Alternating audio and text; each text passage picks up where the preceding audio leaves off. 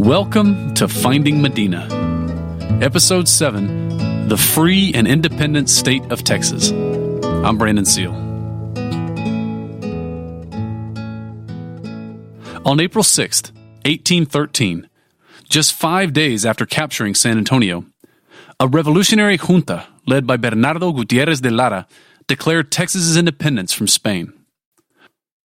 Nos el pueblo de la provincia de Texas, the declaration begins, quote, swearing before the supreme judge of the universe the rightness of our intentions, declare that the chains that have held us under the domination of European Spain are forever dissolved, that we are free and independent, that we have the right to establish our own government, and that henceforth all legitimate authority shall arise from the people, to whom alone this right belongs, that from now on and forever we shall be free of any duty or obligation whatsoever to any foreign power. End quote. And this wasn't just an aspirational statement. It was a more or less accurate assessment of the current situation. Following the Battle of Rosillo the week prior, as Julia Garrett notes in her 1939 book Green Flag Over Texas, Texas became the first of Spain's colonies to, quote, achieve complete independence from Spain. It was also the first to establish a separate government without an opposing force in her environs, and that during April of 1813, every Spanish official had been removed. End quote. The April 6, 1813 Declaration of Independence appointed Señor Don Bernardo Gutiérrez de Lara as a sort of regent, a position sometimes described as President Protector, charged with naming 7 men to a revolutionary junta that would establish the new state's government. He chose 7 San Antonians with impeccable Canary Island pedigrees and equally impeccable revolutionary credentials, 3 Arrochas and 4 Delgados. This group, along with many of the dozen or so who had followed Gutiérrez de Lara since 1811 when he'd gotten his start as a revolutionary on the Rio Grande, set to work then on a new constitution, which they published 11 days later on April 17th, 1813. Texas's first Declaration of Independence and first Constitution are truly underappreciated documents, probably because they're so hard to categorize neatly. At least 2 American historians I've read describe them as descending from the Spanish tradition. Yet I've also read a Mexican historian who categorized them as distinctly North American. In reality, they're both, employing the Anglo-American language of liberty within a Hispanic legal tradition to call for a hybrid form of representative government. They're profoundly authentic, autochthonous documents arising from the place in which they're written. They articulate grievances that Tejanos had been voicing for generations and would continue to voice well into the events of 1835-36. For example, general neglect by government officials, suppression of trade, arbitrary enforcement of laws, etc., all the kinds of things that make people want to revolt against distant foreign masters. Yet the 2 documents also show an awareness of different political traditions, particularly those of their North American neighbors. The opening paragraph of the 1813 Declaration, which I read above, should have recalled for you the openings of the American Declaration of Independence and Constitution. Another example would be the way that the 1813 Declaration seems to draw on Anglo-American notions of natural law, appealing to derecho natural 3 different times, which is something that neither the Spanish nor the Mexican founding documents do. Spanish and Mexican documents are much more likely to refer to human rights or the rights of man, something the 1813 Texas Declaration also does, albeit only once. Yet if anyone reading the 1813 Texas Declaration of Independence thought that Gutiérrez de Lara was about to bring Texas into the American fold, they were quickly disabused of that notion. The last line of that opening paragraph that I just quoted plainly affirms that Texas is, quote, free of any obligation to any foreign power, end quote, absueltos de deber y obligación a todo poder extranjero. And the document ends too with an unequivocal declaration of alignment with Mexico and an aspiration for Texas to lead a, quote, rebirth of the Mexican people, taking in our own hands the reins of our government, end quote. a fitting horse-based metaphor for our horse-crazed Tejanos to use. The 1813 Texas Constitution is similarly unpretentious and succinct. It creates a familiar three-branch structure of government, with certain checks and balances between the respective branches. It explicitly recognizes certain inalienable civil rights, such as a prohibition against unlawful takings of property, and the guarantee of a trial for all men accused of crimes. The one thing that the 1813 Texas Constitution was not, however, was democratic. In a nod toward representativeness, Gutierrez de Lara swapped in a couple of Americans into his revolutionary junta, but the manner of selecting future members of this junta was left undefined, as was the term of these initial members. And in rather circular fashion, it then fell to the junta to elect the governor, and they, unsurprisingly, elected Gutierrez de Lara. Other communities in Texas were provided with even less self-rule. The 1813 Texas Constitution actually called for each town in the state to be governed by a military officer appointed by the governor. If we're being fair, we should acknowledge that this document was, first and foremost, a wartime constitution, drafted in a hurry and under trying circumstances. No one at the time seemed unduly concerned by its obvious shortcomings.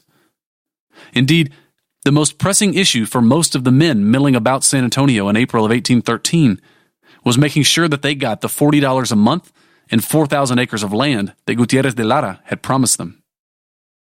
Accordingly, Gutierrez de Lara and the ruling junta made sure to include this guarantee in the last article of this first Constitution of Texas. This need to constitutionally guarantee that the soldiers in his army would get paid was really a sign of the precariousness of Gutierrez de Lara's position at this moment. Just a few days prior, he had angered many of his volunteers when he placed former Royalist Governor Manuel Salcedo and 12 of his officers on trial for treason, which had violated some of the volunteers' understanding of the conditions under which the Spanish Royalists had surrendered. When it became clear that they couldn't stop the trial, the ever-procedural American volunteers tried to insist on appointing defense counsel, but they were overruled by Gutierrez de Lara. The subsequent outcome of the trial was never really in doubt then, and the Spanish Royalists found themselves sentenced to death less than 24 hours after they had surrendered. Many of Gutierrez de Lara's volunteers objected again, more loudly than the first time, and threatened to leave his command. At this point, the uproar was too much for Gutierrez de Lara to ignore. He agreed to commute the Royalist sentences to exile.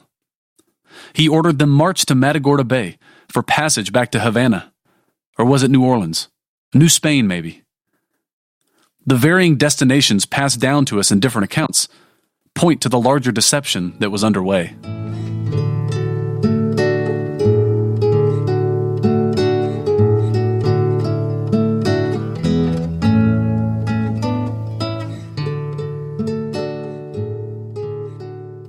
The search for the Battle of Medina made me buy a hay farm. Here's how it happened. Recall that in the previous episode, our friend Fred Martinez had pointed us to the Low Bridge in Lozoya, Texas, as a place where rusting Spanish arms were rumored to have been found in the 1950s. The Low Bridge today sits a few hundred yards downhill and downstream of El Carmen Church, the claimed burial site of some of the Battle of Medina dead. And recall that the Low Bridge crosses the Medina River alongside a lovely little hay farm that Alberto and I flew over back in episode 5. One day, after kicking around the general area of the battlefield with San Antonio City archaeologist Kay Hines, she decided to head back through Lozoya to try to find an old Spanish blaze in a tree. That is, a mark left behind in colonial times for travelers to use to measure distance or to mark forks in the road. On the way, she stopped and sent me a picture from in front of that lovely little hay farm. You may already be tired of hearing me use this lovely little epithet for this lovely little hay farm, but it really is quite pretty. After passing through the thick Encinal de Medina and the brush that has taken over the South Texas prairie around it, just as you cross the Medina River, you emerge into this little bowl, 60 acres of gently rolling hayfields dotted with centuries-old pecan trees.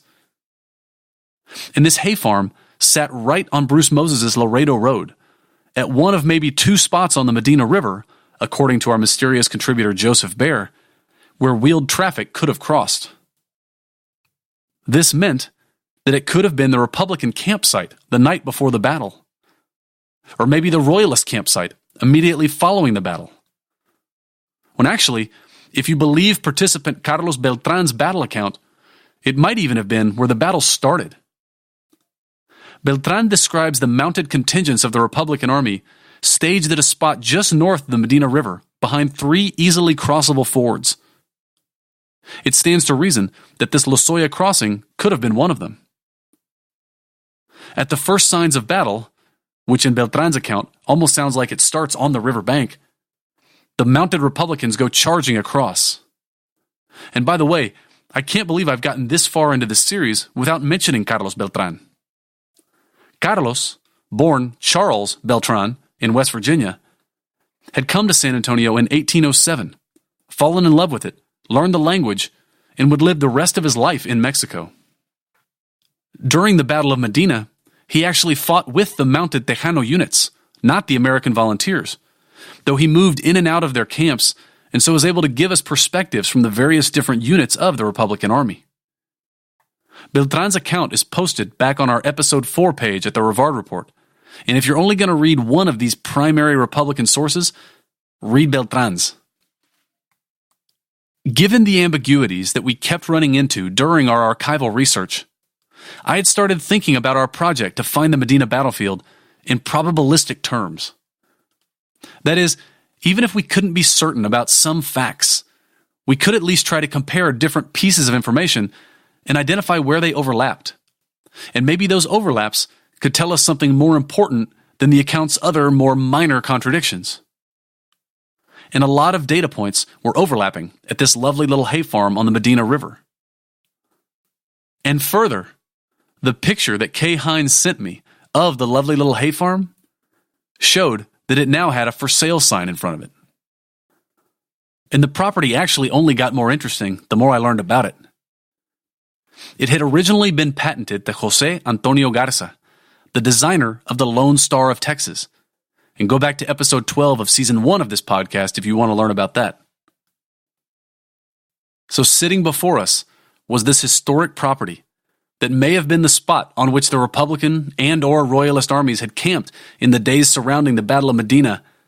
How could I pass this up? I, of course, did then what any motivated Battle of Medina searcher would have done. I called up the number on the for sale sign, and I made an offer.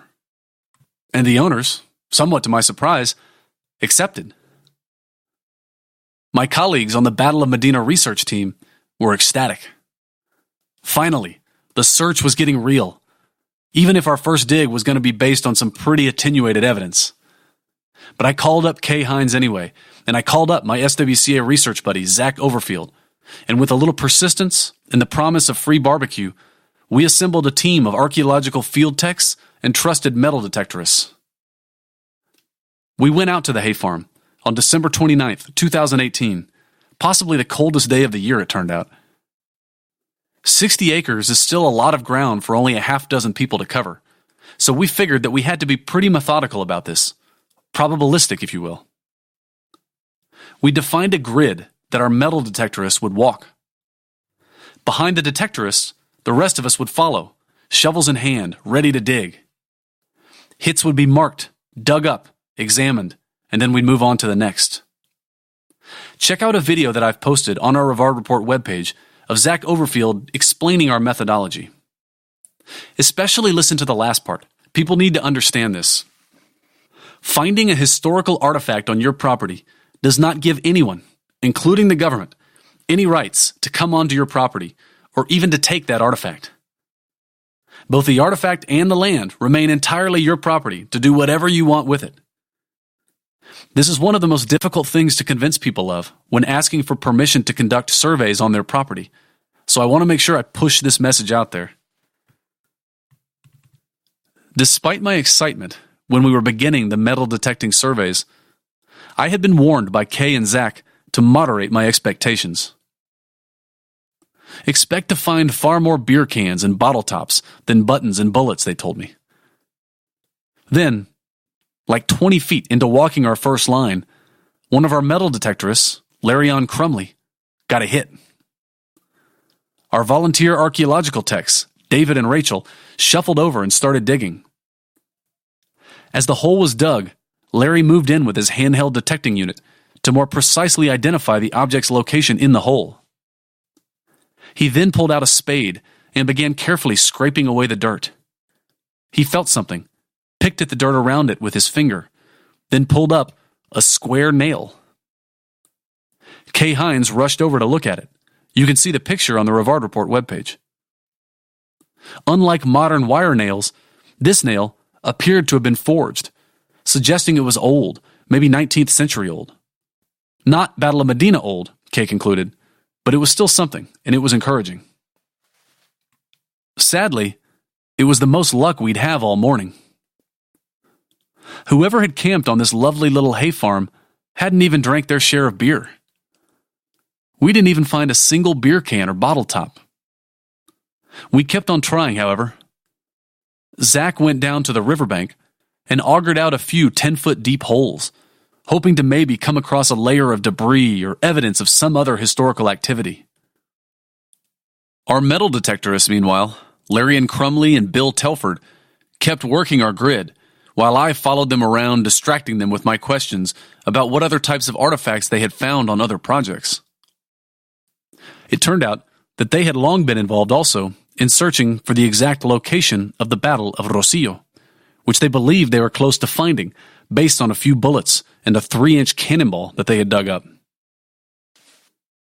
And yet that kind of luck continued to elude us well into the afternoon. I had brought my 6-year-old son, Memo, along with me for the day because I felt like searching for buried treasure brings out the inner 6-year-old boy in all of us. He was initially fired up at the prospect of finding some sort of buried treasure, but by the late afternoon, he, like the rest of us, had grown pretty despondent. In an effort to keep him entertained, I decided to put him to work. We rigged up one of the metal detectors to his arm and showed him how to use it. We pointed him on a line across the base of a hill and told him to get to work. Less than 10 feet in, he got a hit. At the time, we figured he had just scanned his boot or something, but we went over to see what it was. "Where'd you get the hit?" we asked. He swept the machine in front of him. Beep. We told him to sweep it over again. Beep, beep, beep. It was a solid hit. Huh. And it was long, like 18 inches long or so. Interesting. We pulled out our shovels and started digging, carefully, but excitedly. About 6 inches down, we hit something. We pulled out the handheld detector to try to better identify the object. Sure enough, it was long and bar-shaped, not more than 1 inch in diameter or so, with maybe a bend on one end. I tried not to think about rusting Spanish arms, but of course, I couldn't help it. We dug more, around the beeps, careful not to get too close lest we damage the object. We eventually got a spade under it, and then a hand on it, and then a small bit of it peeked through the dirt. By this point, I'm down on all fours, digging on my knees like an infantryman trying to scrape out a foxhole. It was something metallic, ferrous, you could tell from the rust. It was a little skinnier than you would have expected for a gun barrel, but it was hard to tell what else it could be. We kept digging, scraping, pulling gently, digging some more, until finally, at last, the object emerged. It was the most perfectly aged 13/16" tire iron you had ever seen. As the sun set, and once I had stopped weeping, Zach came over and tried to console me. "The rusting Spanish arms may still be there somewhere," he said, "underneath the 95% of the property that we weren't able to survey in our brief time that day. And as the new owner of this hay farm, I had a lifetime to keep searching for them. Yet even then, he pointed out, finding rusted Spanish arms might not tell us as much as I wanted it to. Spanish arms were marching up and down this road for 3 centuries. So even if you found some, you'd be hard-pressed to make them tell you anything definitive about the Battle of Medina in 1813. Archaeology typically confirms very little, he reminded me. I responded that when it came to the Battle of Medina, it seemed that archaeology finds very little too. It's funny you say that, he shot back to me. Someone actually had found something, not even 3 miles north of where we were standing just then. Something that was probably from the Battle of Medina, he said. And how do you know it was from the Battle of Medina? I asked him. Again, he responded that archaeology alone couldn't really say for sure. But what conclusion would you draw, he asked me, if you found the body of a 20-something-year-old man along the main road to and from the area of the battle, wearing buttons from around 1813, with cannon shot in his neck?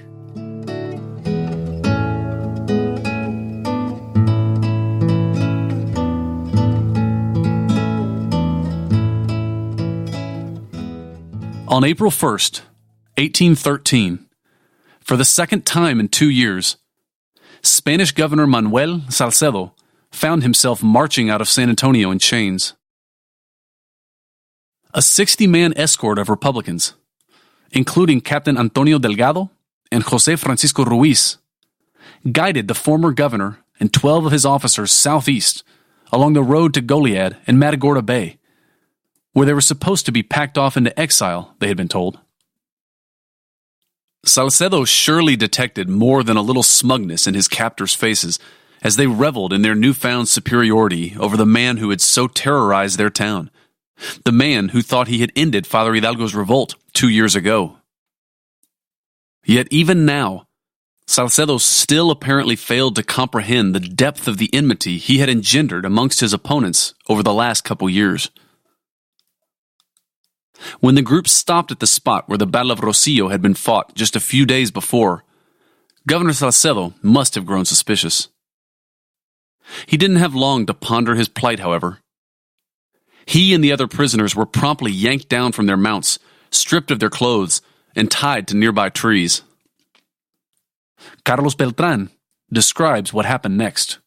Quote, realizing that their end was near, these unhappy men begged to be spared until a priest might be brought from town to administer the last rites of the church. But this was refused. You sent my father into eternity, denying him the consolation of religion in his last extremity, end quote, said Captain Antonio Delgado. At this point, the other men in the escort pulled out their knives and began to wet their blades on the soles of their shoes. There could be no mistake what they intended to do. Here's Beltran again, quote, the lieutenant governor exhorted his companions in misfortune to face the ordeal like men and to die like true soldiers, loyal even in death to their masters, the king. Governor Salcedo, meanwhile, begged to be permitted to die like a soldier. He asked to be shot, and for reasons that will never be known, his request was granted. He was the first to be executed, and then, at a signal given by Delgado, the men chosen for the murderous task advanced, and with gleaming knives, cut the throats of the remaining men. End quote. After killing the Royalists, gachupines, the Republicans would have called these Spaniards, the men in the escort then mutilated their corpses in gruesome frontier fashion, and left their bloody, dismembered bodies for the wild animals to finish off. The execution of Governor Salcedo and his officers is indefensible by any measure. It fits, however, the pattern of the War of Mexican Independence, and even has a certain barbaric logic to it if you recall the deliberately cruel and unusual executions that Governor Salcedo had carried out in San Antonio over the previous years. Many of Gutierrez de Lara's non-San Antonio volunteers lacked this context, however, and so Captain Antonio Delgado returned the next morning to outrage in the streets of San Antonio. A mob of American volunteers gathered around him and took him into custody. They resolved to try him and Gutierrez de Lara for the execution of the Spaniards now, whom they believed had surrendered with promises of safe conduct. The trials of Delgado and Gutierrez de Lara began immediately. Delgado decided to conduct his own defense, and so rose to speak. He began by reminding the court, the volunteers gathered around him, Tejano, Native American, and Anglo-American, of the history that had brought things to this point. For 100 years, the citizens of Texas had been neglected by their own king. For 100 years, they had been exploited by a system meant to enrich Spaniards at their expense. He reminded them of what had started this whole revolt 2.5 years prior, namely, the grito of a small-town cleric in Dolores, Guanajuato, in his heroic march to the gates of Mexico City, followed by his betrayal, his ambush, and his execution. This was a story that Antonio Delgado, and presumably many others in San Antonio, had lived personally. Here are Delgado's words, quote, "My father was a patriot. He fought the Gachupin under Hidalgo. Here in San Antonio, he was betrayed into the hands of Governor Salcedo, by whom he was cruelly put to death, and his venerable head, my father's head, was hoisted upon a pole, a horrible sight which all you gallant Americans witnessed when you entered the city. I shall not seek your clemency by saying that I acted under orders of my superiors. Far from it. I would rather have you consider that I acted under my own volition. I am not a penitent. I have no regrets over the execution of the men who have been a scourge to my race and country. As a son, no less dutiful to his parent than loyal to his country, I have avenged the murder of my venerated father. If there is an American present who would have done less, let him rise up and pronounce me guilty." End quote. Delgado was acquitted. At that point, there wasn't really any need to go forward with Gutierrez de Lara's trial, and so we hear no more about it. No evidence for or against his role in the executions. And yet, despite Gutierrez de Lara's later condemnation of the, quote, "horrific and detestable throat slittings," end quote, his protestations ring a little hollow. If he had been that serious about protecting the lives of the Royalist officers, he wouldn't have entrusted them to the son of a man who had been very publicly and very brutally executed by Governor Salcedo 6 months before. Even though Delgado was acquitted and Gutierrez de Lara never convicted of anything, there was still substantial damage control for Gutierrez de Lara and his allies to manage. Miguel Menchaca, James Gaines, and perhaps Carlos Beltran tried to explain the context of the executions to the Americans. But these volunteers' faith in Gutierrez de Lara seems to have been severely shaken. Perhaps, too, they had been swayed by a recently begun smear campaign conducted by envious rivals back in the United States who eyed Gutierrez de Lara's success as a threat to whatever personal ambitions they had for Texas. Whatever the reason, following the trials, Gutierrez de Lara was deposed as Commander-in-Chief of the Republican Army of the North in favor of American Colonel Reuben Ross, who we met in the previous episode as the victor of a mounted Homeric duel at the opening of the Battle of Rosillo. The execution of the Spaniards, the trials of Delgado and Gutierrez de Lara, and the subsequent months of inactivity following the Battle of Rosillo in March of 1813, frayed ethnic relations within the Republican Army of the North. Many Americans still stewed over the execution of the Royalist officers, and some left, reducing their numbers to less than a third of the army. Tejanos, meanwhile, looked askance as those Americans who remained, quote, gave themselves up largely to every form of dissipation, cards, horses, wine, and women, end quote. Despite Miguel Menchaca's continuing efforts to mediate between the distrustful factions, some Americans became convinced that the Tejanos were now conspiring to turn them over to the Spaniards.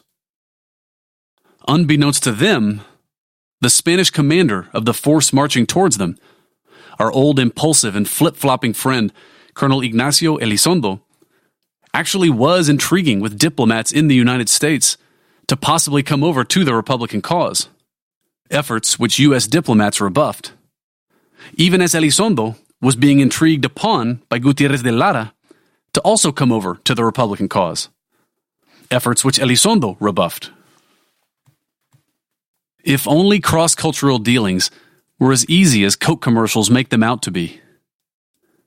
Trust in a cross-cultural setting goes against everything in our tribal nature, especially when money, life, and national honor are at stake. I've spent the majority of my professional career working in foreign countries, and I can tell you that misunderstandings are always magnified in such a context. Different communication styles are interpreted as dishonesty. Ignorance of cultural courtesies gives offense where none was intended, and simple acts of incompetence are attributed to malice. All of this played into the hands of the men marching up the Camino Real, of course. But it also played into the hands of a schemer, newly arrived in Louisiana, that purported revolutionary of great talents, as Gutierrez de Lara himself had described him a year and a half earlier when they had met in Philadelphia. Cuban-born Spaniard and fair-weather Republican José Álvarez de Toledo had actually spent most of the time since his meeting with Gutierrez de Lara conspiring to have Gutierrez de Lara removed from the command of the army that he had led to such surprising success. Upon hearing of the execution of the Royalist officers, Toledo redoubled his efforts to undermine Gutierrez de Lara. Despite all the recent drama in San Antonio, Gutierrez de Lara's battlefield record stood as a formidable impediment to anyone else wishing to make themselves the leader of this revolt. Toledo knew that he needed to strike a blow soon. On the next episode of Finding Medina.